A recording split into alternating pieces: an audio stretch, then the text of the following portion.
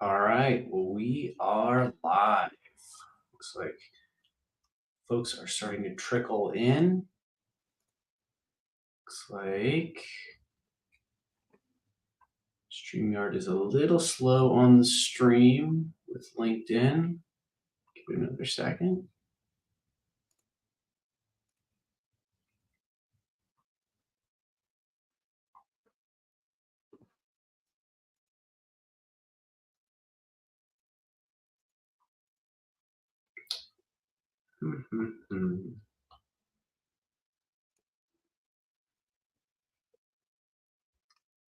Okay, there we go.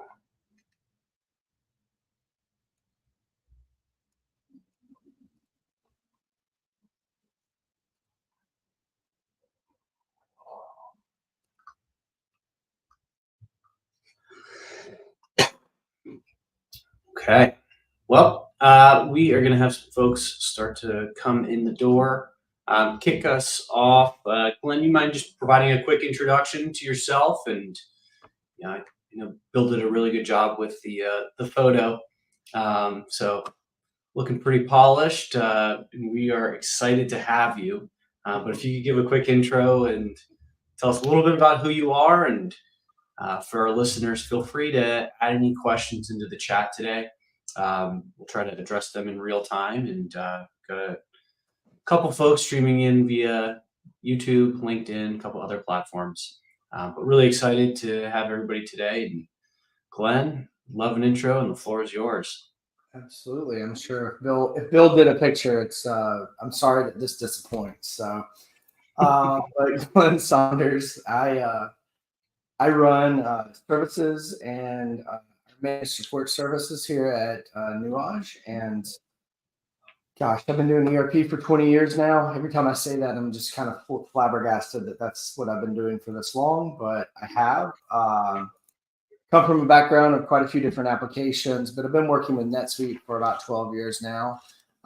Everything from implementation, solution consultant, sales, you pretty much name it. Short of some of the suite commerce and retail stuff, I've probably messed with it at some point within NetSuite. So, and promise I don't have all the answers, but hopefully I've got a few that might be helpful. And to be fair, if I don't know something, I'll tell you I don't know. So I'm happy to do that as well. So. All right. Well, good deal. Well, we have a couple of questions, and I'll start us off with a quick one. I'll put it in the banner right below. First question we had come in was, I'm looking to migrate a client's QuickBooks data set into NetSuite. What best practices should I be cognizant of? Make sure you're mapping your chart of accounts into what is going to be the future, not what you did in NetSuite, or sorry, not what you did in QuickBooks. QuickBooks has a subcode basically, so you get two strings. And a lot of times what people will do is they'll create, 7 different revenue accounts when they really just need 1 or 2. And then you want to be able to segment that out by product category. And then you get your departments, locations, those type of things. I typically, when I look at NetSuite, particularly for anyone who sells a product or service, the classification is kind of the revenue category or classification that you would want it under. Your departments, your typical sales, administration, operations, production, whatever, IT, finance. And then locations really reserved for either geographical location. If you don't have inventory, if you have inventory, then you want to associate it somewhat to where the inventory resides, because then you can slice and dice up and down your chart of accounts that way. That's the biggest mistake I've seen people do, is they just give over their their QuickBooks chart of accounts, suck it into NetSuite and start going, and they don't really take advantage of the additional functionality that NetSuite can provide by having a better segmented classification or dimensionality for reporting, because then there's also graphs and all this other fun stuff you can do with revenue by categories and things like that. And I think the other thing, and this is more of a gotcha, is just understanding what the NetSuite bank connectivity is and what it isn't, because so many people are used to QuickBooks, daily checkbook. I mean, some people use QuickBooks like a checkbook. And understanding there's a little bit of differences in the way those things interact, and know what you're getting yourself into. Because I've seen people that, well, QuickBooks is so easy to do this, but there's a reason people migrate off of QuickBooks, whether it's, one of the first NetSuite customers I work with, their database crashed every couple of weeks because it couldn't hold more than 2 gigabytes of data. Now, that was a long time ago, but still, when you get into more complicated processing, we talked to a prospect yesterday or the other day, and they have inventory and they have all this other complications around how their inventory gets produced and costing methodology and all this. Understand what you're getting yourself into in NetSuite, and it's usually a little bit bigger and a little bit more maintenance on you. But the idea is that if you're operationalizing processes and things within the application, that's usually the downstream effects are going to mitigate the upstream kind of additional processing needs, if that makes sense. I'm sorry, I'm a hands talker, so I get it from my wife. No, that's all good. Next question we had was on the benefits of NetSuite's APIs. So can you talk to us through just what is capable, what's not capable with NetSuite native KPIs from SuiteTalk to SOAP, RESTlets? I'm starting off, things are brand new. I don't have a maybe pre-configured integration. Maybe Celigo doesn't have a Beyond IO, a native connector, whether it be Salesforce or Shopify. What should I be looking at? How should I be considering things as I'm trying to integrate the good old-fashioned way? Yeah, so definitely look at RESTlets. It's where the future is. Stateless, lightweight. XML and SOAP and web services is great, but let's just say it's not. I doubt that there's going to be any functional enhancements to the SOAP SuiteTalk API calls, whereas the RESTlets are constantly making changes to.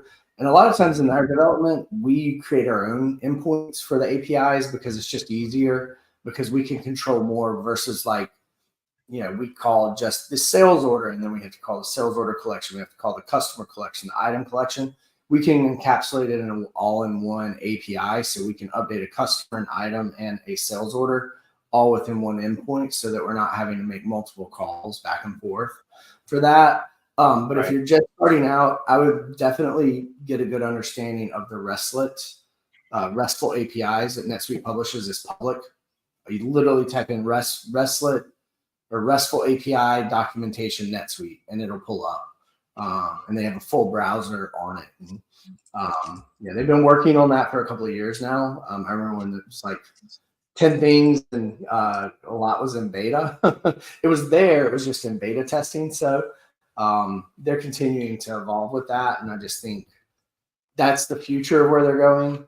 Now, we still do SFTP integrations all the time for flat file when the juice just isn't worth the squeeze. With the SFTP, what you can do is you can automate moving that from an SFTP server into the file cabinet. And then once it's in the file cabinet, you can write a quick script that will call a CSV import that will import that CSV file directly into NetSuite. It uses a lot of native NetSuite. You can manage it through the CSV import, so you can actually see the mappings and if you need to make updates. That has its own drawbacks and caveats, of course, because you're dealing with the way NetSuite does CSV imports, which is okay, not ideal. Right. And I will say an easy way to get data in and out, plug in a partner here, but Celigo's, what do they call it, Cloud Extend, where you can push data into Excel and map it and update directly push that directly into NetSuite, is a pretty powerful tool. You just got to be careful, as with anything. Yeah. All right. Next one is pretty dense, so bear with me for 1 second as I pull it up. So this one comes from Reddit, and I need to, apologies, remove this. All right, so at the bottom here, it's a long one, but I'll read it out loud. So we use NetSuite Incentive Comp, but do all of our payroll outside of NetSuite. The commissions have been paid up until the point based on authorizations. When the payroll is journaled into NetSuite, it's never been tagged to an employee. This means that none of the authorizations are marked paid. Is the easiest and correct way to mark all of these authorizations paid to journal out of the balance of all of the authorizations and back in, tagging the sales rep on the line. There's over 50 million in open payables to employees that aren't really unpaid. So it'd be nice to get that off the books. Yeah, I would mark them as paid and then true it up.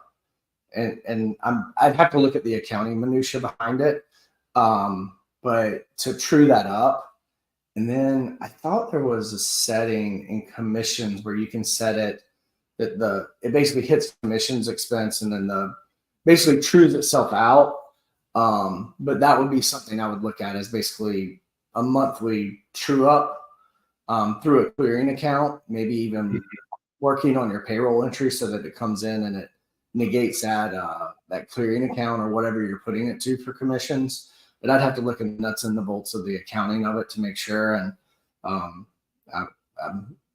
rusty enough when it comes to accounting, despite having a degree in it, because you have your commission expense, commissions payable, and then that would be what's on your balance sheet as a liability. You'd have to reduce that liability as it goes somewhere, and what that offset is, and then just thinking through the payroll, because it would come through as payroll. So you'd have to maybe offset that based on the commissions paid to that payroll liability.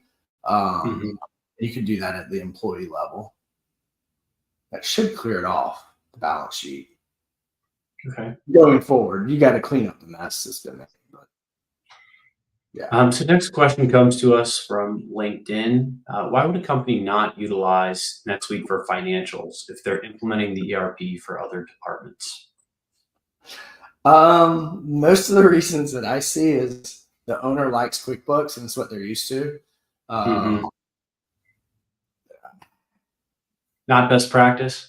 I wouldn't recommend it. It's like you've got you've got a Ferrari in the garage, but you want to drive around in a go-kart. And I'm not knocking QuickBooks. Like, there's so many millions of businesses that thrive and do great, and it's a great tool for small business owners. So don't think I'm knocking it. It's just once you get to a certain level, there's reasons that you use something like NetSuite: auditability, visibility. Our customer Hank Sauce, when they talk about how they were looked at as a small business when they started out, and then how that helped them professionalize and be looked as a bigger boy when it was time for banks and whatnot. So that there's a certain level of professionalism that goes along with looking at having something like that. But yeah. All right. Well, I got another dense question for you. So I'll put the scroll at the bottom, which probably does nobody any good, but I'll read this one out loud. So this individual is looking to update their price level. So update price level and amount on component item of item group via Celigo integration for a sales order transaction. So we have an integration from Salesforce to NetSuite. In Salesforce, they've created a package item with 2 components on it. They discount and set the price level on each of the components. But on the order document that is created, the total only shows up on the package header with the components listed out and no value. My thought is to use a group item to mimic the Salesforce package structure.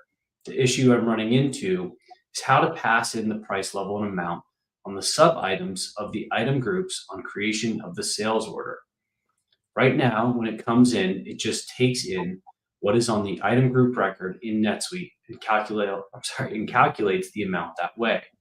I need to be able to override the standard amount and pass in the net amount from Salesforce at the component level. Is this possible, or do I need to find another workaround to be able to get to the order document that is required? So I think this has to do with the setting on the item group in NetSuite for display components on transactions and being able to price it at each. So one of the issues that I've consistently run into is if you consolidate on the transactions, it makes it very hard to manipulate in any way or report upon through Save Search. You can do some things in analytics that you can't do with the native stuff. But I'm a big fan of, if you want, you control the printing, put all the detail in the sales order. The printing and the presentation to the customer is one thing. It takes about an hour of a customization to put a print flag on what lines you want printed and do an if statement to control what prints in an invoice advanced PDF. Mm-hmm. Go that route, save yourself the headache. But if your item group, and I haven't looked at how the pricing displays on an item group, but I believe you can override it because you can price it an item group or you can price it as a component and you're just selling everything together.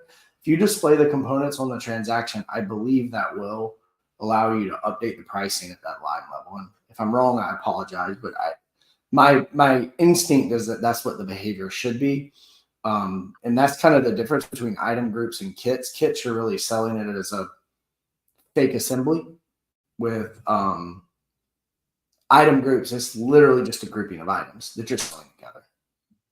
And you can price per each. I believe you can price per component on those. Again, I'm look real quick. Okay. But yeah, that should allow for that. And then I just don't know on the Sligo API integration how that comes over. So Okay. yeah. Display transactions. All right. Display components on transactions. It should allow you to update because it's just grouping it together. You can't even set the price level here.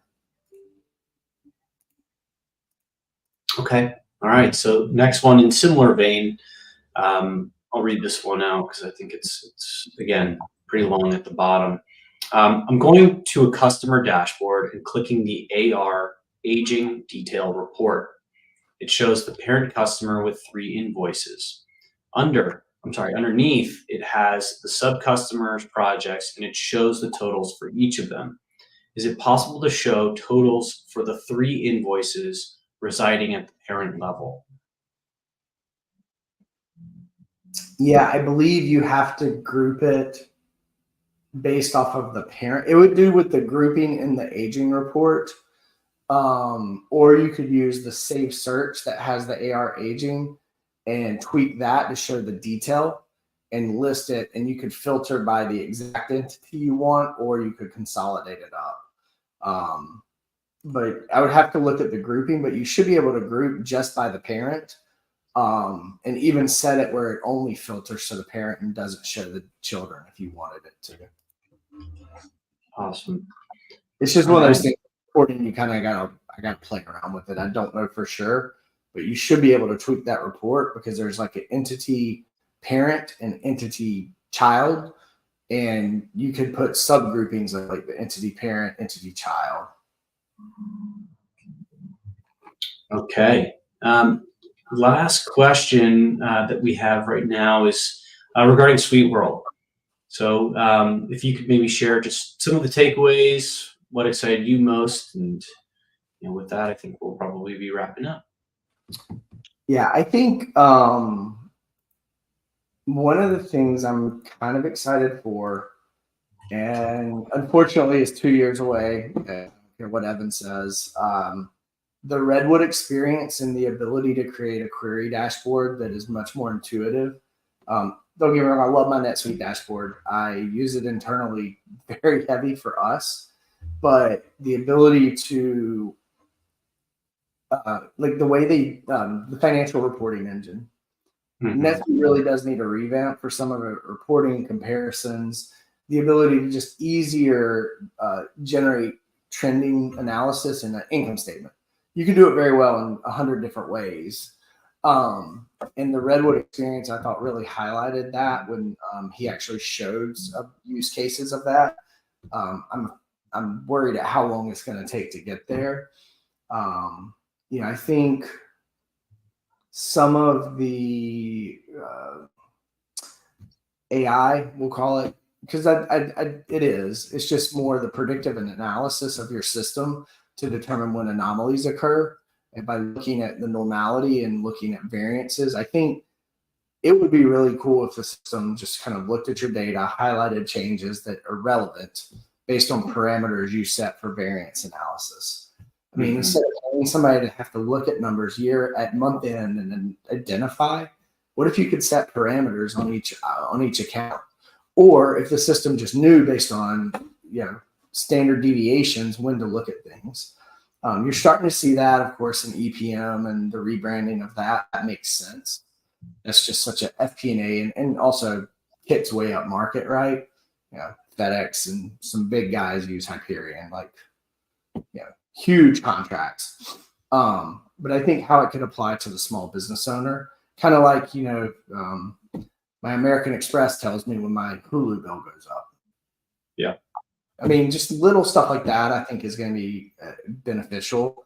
But the Redwood experience, I think, is probably one of the bigger things. I think some of the enhancements in WMS and manufacturing mobile, shop floor control, more real time, is going to be good. I'm hesitant on the Redwood experience because of some of the other limitations. Just, I know it sounds silly, but around color coding, like for me, knowing which environment I am in is as important as that. So being able to color code things and look at it that way. I've talked about this for quite some time, but what they have with the analytics inside of NetSuite is continuing to progress. I really wish they would take a focus and build out a little bit better visualization capabilities there, because then I think it would supplant the need for a third-party system for a lot of customers. Yeah. It's a lot of the status quo, and they don't quite give as much info as they used to about future plans and stuff like that. But I'm still excited to see where they go. They're just getting more tight with Oracle and AI and those types of things, which isn't necessarily a bad thing. It's just different, and it's gonna, change how customers interact with the system and the look and feel on everything. So yeah. The old days, there used to be like product updates that were just like, we bought a company yesterday, come learn, try HR. I mean, you weren't quite there yet. That was like in 2014. Like they bought Tribe like a month before and like, hey, we got HR now, come learn it tomorrow. That was that SRP. They were like, hey, we have this whole project stuff now, come learn. It's kind of cool. You just don't get that anymore. Yeah. More methodical. And the field service stuff, I will say, if anybody hasn't messed around with the field service, I think it's pretty cool. There's a lot of capability there. We're starting to work with a lot of customers on it. Excited to see that as well. I think that's got some interesting use cases and capabilities that before may have required third parties and add-ons and made it more difficult. And I think a lot of customers are going to be able to take advantage of that. Yeah, absolutely. All right. Well, to our listeners, we certainly appreciate you spending a couple minutes with us on a Friday, and hope everybody has a great weekend. Glenn, thank you for your time today, and we'll talk to everybody soon. All right. Thanks, Louis. See you guys.